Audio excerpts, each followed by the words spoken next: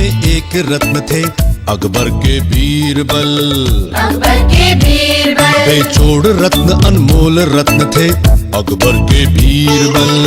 अकबर के बीरबल। सूझबूझ के किस्से कहानी हंसी ठिठोली बुद्धिमानी। सूझबूझ के किस्से कहानी हंसी ठिठोली बुद्धिमानी। सरताज थे चालाकी के,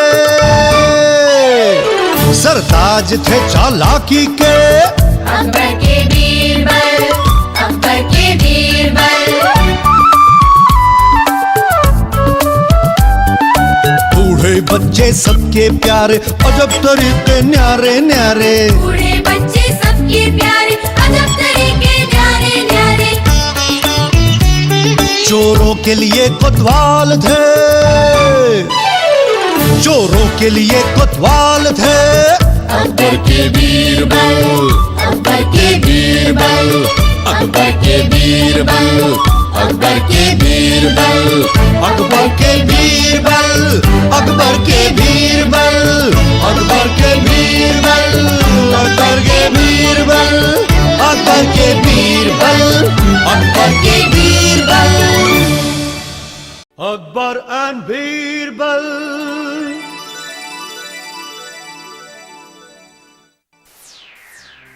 जब तक ये बीरबल दरबार में रहेगा शहंशाह हमें भाव देने से रहे और बीरबल को ही महंगे से महंगे तोहफे देंगे।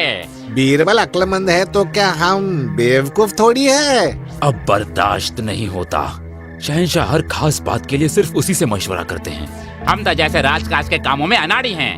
कर वसूलने के मामले पड़ोसी राजाओं के साथ हमारे रिश्ते हम तो जैसे कुछ है ही नहीं। अगर हमें फिर से अपनी जगह बनानी है तो बीरबल को हर हाल में दरबार से निकलवाना होगा। सिर्फ दरबार से ही क्यों, दुनिया से ही निकलवा देते हैं हमेशा के लिए। हाँ, यही एक तरीका सही लगता है और तब हमें तोहफे और बड़े ओहदे फिर से मिलने शुरू हो सकते हैं। लेकिन हम ये करेंगे कैसे?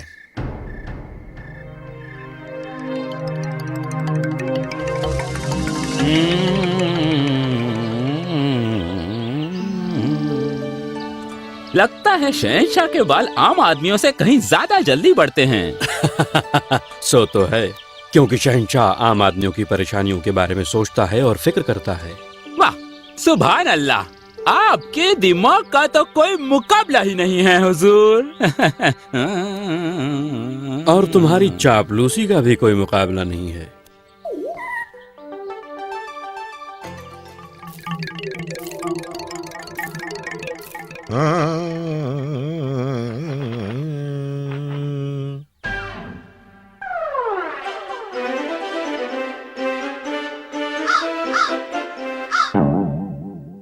क्या हुआ? इससे पहले कभी कौवा नहीं देखा क्या? कौवा किसने नहीं देखा होगा हुजूर, लेकिन कभी कभी हमारे पुरखे हमें उनकी याद दिलाने के लिए कौवों को भेजते रहते हैं।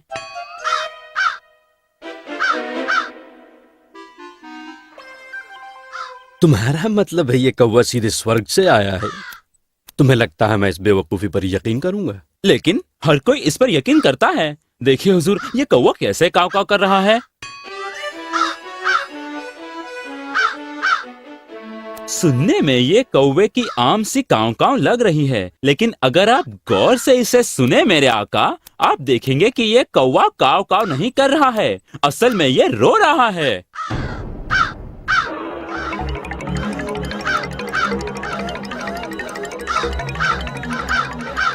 क्या ये कौवा वाकई मेरे पुरखों ने भेजा है?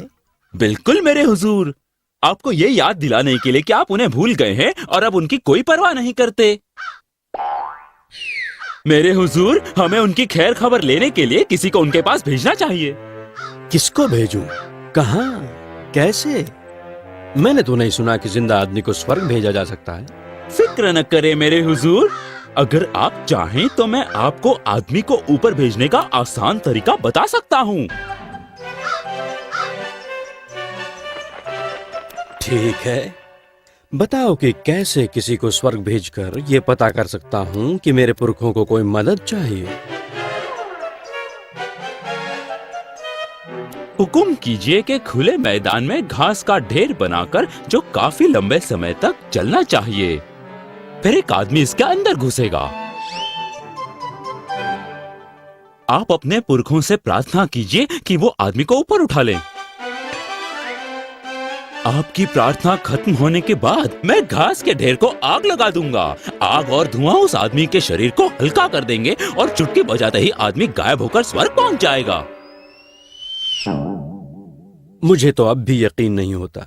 और इस तरीके से कौन स्वर्ग जाने को राजी होगा? कोई भी आपका हक मानेगा हुजूर। लेकिन वो आदमी होशियार चाहिए जो आपके पुरखों से बात कर सके। जी हाँ, बिल्कुल मेरे आका। कोई भी जो आपके करीब हो, जो उनके बारे में आपके जज्बातों को उन्हें समझा सके।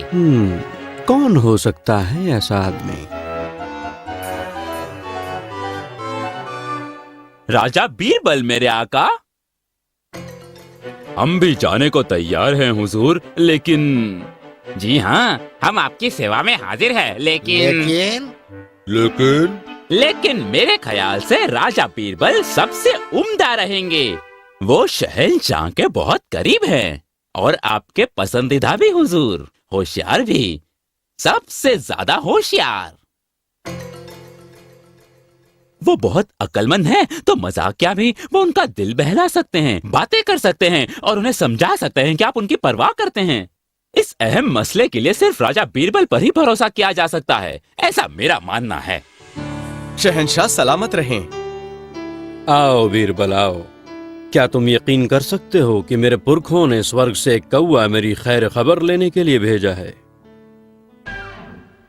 और ये नाई चाहता है कि तुम्हें उनकी खैर खबर लेने के लिए स्वर्ग भेजा जाए।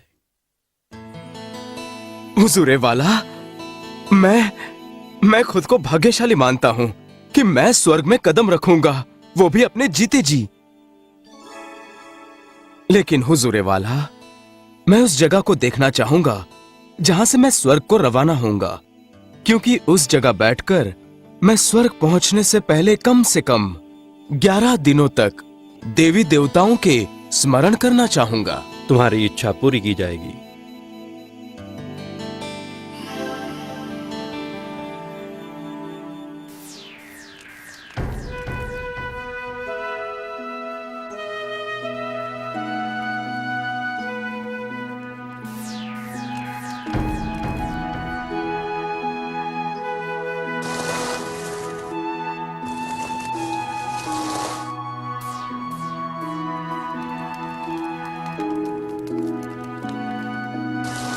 मेरे आका, अब आप अपने पुरखों से प्रार्थना कर सकते हैं। पिताजी, दादाजी और परदादाजी, मैं आपके पास अपना सबसे होशियार, समझदार और भरोसेमंद आदमी भेज रहा हूं। वो आपको समझाएगा कि मैं आपके बारे में कितना सोचता हूं। उसे अपनी जरूरतों के बारे में बताएं। मैं उस शख्स के साथ वो सारी चीजें भेज दूंगा।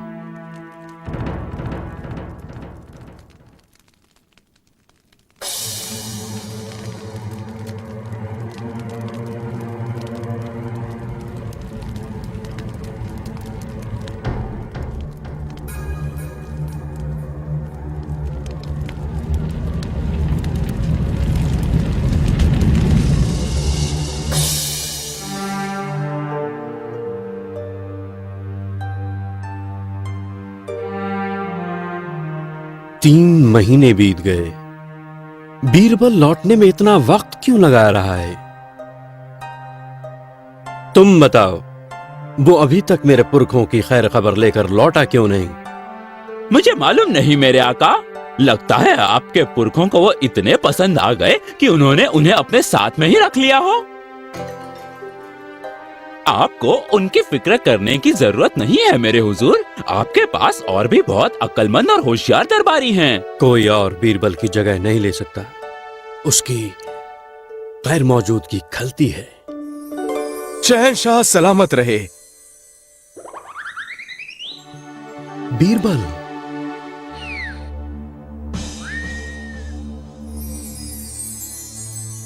बीरबल, ओ बीरबल, तुम्हें वापस देखकर मैं कितना खुश हूँ। स्वर्ग में मेरे पुरखे कैसे हैं? मजे में हैं, एकदम मजे में हैं हुजूर।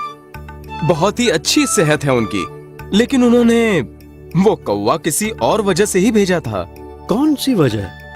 वहाँ स्वर्ग में कोई नाई नहीं है, आपके पुरखे दाढ़ी और बाल नहीं काट पा रहे हैं। जरा मुझे देखिए हुजूर, मैं भी बाल नहीं काट पाया। आपके कुछ पुरखों के बाल तो इतने लंबे हो गए हैं कि झाड़ू जैसे जमीन साफ करते फिरते हैं। ऐसा क्या? तब तो हमें तुरंत सबसे अच्छा नाई स्वर्ग भेजना चाहिए, देर किए बगैर। जी हाँ हुजूर वाला, सबसे अच्छा ही भेजना चाहिए। मेरे ख्याल से ये नाई पूरे राज्य में सबसे अच्छा है। स्वर्ग जाने के लिए अपने उस्तरे, कैंचियां, कंघियां, इत्र और बाकी सभी साजो सामान के साथ तैयारी करो, जल्द से जल्द। और इस बार बीरबल घास के ढेर पर आग लगाएगा। माफ कीजिए मेरे हुजूर, मैं स्वर्ग नहीं जाना चाहता, किसी और नाई को भेज दीजिए। नहीं, मैं चाहता हूं कि तुम जाओ। मैं सबसे अच्छा आदमी ही अपने पुरखों की सेवा के लिए भेजना चाहता हूं। क्या ख्याल है बीरबल? जी हाँ हुजूर वाला, पूरे राज्य में ये सबसे अच्छा नाई है। इसे जल्द से जल्द भेज दीजिए, पर पहले इसे मेरी दाढ़ी और बाल काटने पड़ेंगे। मेहरबानी करके मुझे माफ कीजिए हुजूर, लेकिन मैं असली मुजरिम नहीं हूँ। मुझे इन दरबारियों ने लालच दिया था। आपके ये दरबारी राजा बीरबल से जलते थे और हमेशा के लिए उन्हें दरबार से हटाना चाहते थे, इसलिए हमने उन्हें खत्म करने के लिए ये योजना बनाई। तुम बीरबल को खत्म करना चाहते थे? हमसे गलती हो गई शहंशाह, हमें माफ कर दीजिए। इन्हें पकड़कर कैद खाने में डाल दो।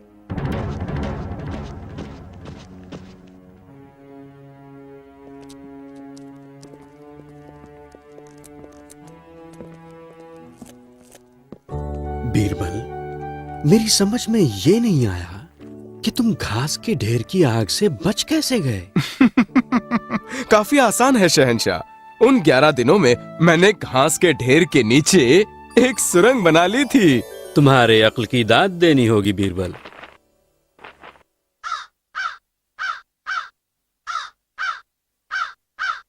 क्या तुम इस कौवे की भाषा समझ सकते हो बीरबल?